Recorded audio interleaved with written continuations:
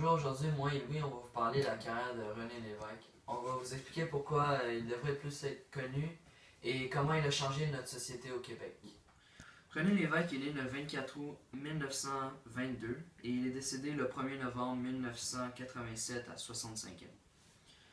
René Lévesque a aussi été le 23e premier ministre du Québec du 25 décembre 1976 au 3 décembre 1985. Il a été le premier chef du Parti québécois du 14 novembre 1968 au 20 juin 1985. Dès l'âge de 13 ans, René Lévesque s'intéresse déjà aux médias. Puis comme emploi d'été, il devient traducteur de dépêches. Puis après ça, il devient lecteur de nouvelles à la chaîne AMC, HMC. Puis c'est là, dans le fond, qu'il découvre sa passion pour la radio. Fait qu'il fait d'autres remplacements au début des années 40 dans des stations de Québec. Puis après ça, il s'en va étudier à l'Université Laval, en droit. Puis il quitte, dans le fond, en 1943 parce qu'il ne prenait pas assez ses études au sérieux. En 1944, une entreprise américaine cherche des journalistes qui parlent plusieurs langues pour des besoins d'une radio internationale en Europe. René Lévesque se porte volontaire, il est engagé comme agent de liaison et devra ensuite emménager en Angleterre à Londres qui reçoit plusieurs attaques de l'Allemagne. Après la guerre, quand la guerre fut terminée, il retourne à Montréal et c'est à ce moment qu'il décide de marier son épouse Louise Lheureux, qu'il avait déjà fiancée avant le commencement de la guerre. Il devient maintenant animateur à la télévision et devient journaliste pour Radio-Canada International. Quelques années plus tard, en 1952, il devient le chef des services reportages radio-télévisés à ce poste. Sa carrière de personnalité publique commence en 1956 avec son émission d'affaires publiques à Radio-Canada. Puis un an plus tard, il gagne le prix Oliver Asselin pour ses talents de journaliste. Puis en 1958, il y a une manifestation qui implique les producteurs de Radio-Canada, puis il est très impliqué dans la manifestation. Puis la manifestation va durer 1 an à peu près, mais son émission va être retirée parce qu'il va se faire arrêter avec d'autres manifestants.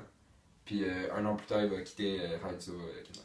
Il décide au même moment de se lancer en politique. Lors des élections générales québécoises de 1960 en juin, il devient alors député de l'Assemblée nationale du Québec pour le Parti libéral du Québec. Ce même parti fut élu majoritaire avec 51 sièges sur 94 et 51% des votes. Il devient ensuite ministre des Ressources hydrauliques et des Travaux publics par Jean Lesage, qui était à ce moment le chef du parti. Puis il devient ministre des Richesses naturelles l'année suivante et 4 ans plus tard, le ministre du Bien-être social et de la famille. Durant les élections de 1966, il travaille à l'élaboration de l'option Québec qu'il désire se voir acceptée par le Parti libéral. Il refuse, donc il quitte le parti avec quelques autres membres. En 1967, il fonde la MSA, le Mouvement Souveraineté Association, pour démontrer sa division du Québec. En 1976, durant les élections, il mène le Parti québécois au pouvoir face aux libéraux.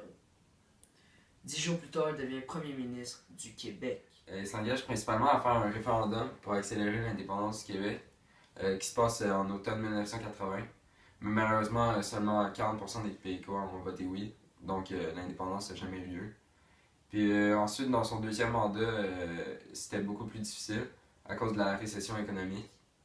Puis il décide de convoquer un congrès pour mettre l'option de l'indépendantiste en veilleuse. Puis 6 mois plus tard, il quitte le parti. Puis après, il s'est consacré à sa première passion, le journaliste. Puis en 1987, il meurt d'une crise cardiaque. Son héritage politique est très important dans la responsabilité donnée à l'État par les citoyens et aura créé des lois fondamentales en ce qui concerne le financement des partis et aura démontré à chacun qu'il a réussi à faire valoir ses idées de façon démocratique et pacifique. C'est fini, voilà pourquoi René Lévesque mériterait d'être plus connu. Cet homme a su faire avancer le peuple québécois et bien développé. Vive le Québec libre!